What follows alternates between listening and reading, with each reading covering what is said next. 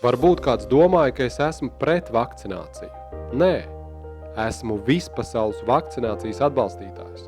Teikšu atklāti, mans mērķis ir plaši izplatīt jaunu vakcīnu. Šī vakcīna saucās drosmes vakcīna. Ar drosmes vakcīnu no lētecīgas televizora aitas iespējams kļūt par cilvēku. Šī vārda īstajā nozīmē. Par cilvēku, kurš ir spējīgs piecelties kājās, kad tiek ierobežots viņa tiesības, brīvības, kad informatīvo telpu pārņem cenzūru, kā padomju laikos, Čekas laikos. Visa pasaule saprot, ka no šī Covid-19 ir mazāk mirušo un saslimušo nekā no gripas. Tomēr turpinās ekonomikas iznīcināšana, cilvēktiesību un brīvību ierobežošana. Šobrīd nav nekāda pamata ierobežojumiem koronavīrusa dēļ, jo tas nav bīstamāks par gripu. Vienīgā vakcīna, kas mums patiešām ir vajadzīga, ir drosmes vakcīna.